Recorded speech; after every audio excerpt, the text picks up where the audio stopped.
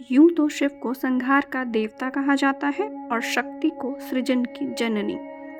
लेकिन क्या आप जानते हैं कि एक समय ऐसा भी आया जब स्वयं भगवान शिव ने इस रहस्य को प्रकट करने के लिए एक दिव्य लीला रची और तब एक रहस्यमयी मंत्र की उत्पत्ति हुई, ओम नमः शक्ति शिवाय, जो सृष्टि के संचालन का आधार बन गया। नमस्कार दोस्तों, मैं डॉक्टर ज्योति स्वागत करती हूँ आपका अपने YouTube चैनल नवरस हिंदी कहानियाँ में। और आज जो कहानी मैं आपको सुनाने जा रही हूँ उसका नाम है कैसे जन्मा ओम नमः शक्ति शिवाय मंत्र, एक अनसुनी कथा। कैलाश पर्वत पर शिव एक बार गहन ध्यान में लीन थे। उनकी उपस्थिति मात्र से पूरा ब्रह्मांड संतुलित था। परंतु देवी पार्वती के मन में एक प्रश्न उठा। वे शिव के पास आईं और मुस्कुराकर बोली, प्रभु, यह कहते हैं कि शिव संहार के देवता हैं और शक्ति सृजन की देवी, परंतु यह कौन तय करेगा कि सृष्टि में अधिक महत्वपूर्ण कौन है? शिव ने हल्की मुस्कान के साथ उत्तर दिया, शक्ति के बिना शिव कुछ नहीं और शिव के बिना शक्ति भी अपूर्ण है। लेकिन देवी को यह उत्तर शब्दों से नहीं, अनुभव से जानना था। उन्होंने शिव से कहा, मैं इसे देखना चाहती हूँ। यदि शक्ति के बिना शिव कुछ नहीं तो मुझे इसका प्रमाण दीजिए। शिव ने गंभीरता से उनकी बात सुनी और बोले, यदि तुम इसे देखना चाहती हो तो मैं तुम्हें यह सत्य अनुभव करा सकता हूँ। यह कहते ही शिव ने अपनी संपूर्ण शक्ति को स्वयं से पृथक कर दिया और तभी कुछ अप्रत्याशित हुआ। शिव का तेज मंद पड़ने लगा, उनका शरीर निष्क्रिय होने लगा। धीरे धीरे वे केवल एक शव की भांति हो गए। उनकी जटाएं स्थिर हो गईं और त्रिशूल जमीन पर गिर गया। उनकी तीसरी आंख बंद हो गई। अब वे केवल एक निर्जीव आकृति थे, केवल शव, क्योंकि उनमें शक्ति नहीं थी।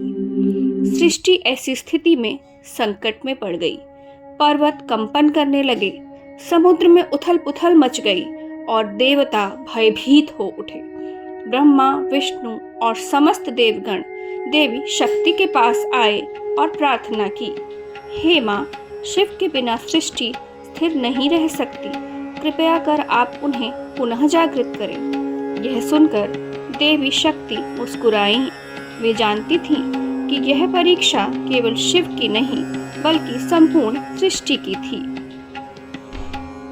वे धीरे धीरे शिव के पास आईं और प्रेम पूर्वक उनके हृदय पर हाथ रखा और तब उन्होंने एक दिव्य मंत्र का उच्चारण किया, ओम नमः शक्ति शिवाय। इस मंत्र का उच्चारण होते ही एक चमत्कारी परिवर्तन हुआ। संपूर्ण ब्रह्मांड में ऊर्जा प्रवाहित होने लगी। वायु पुनः प्रवाहित हुई, नदियां दोबारा गतिमान हुई और सूर्य की आभा फिर से तेजस्वी हो उठी।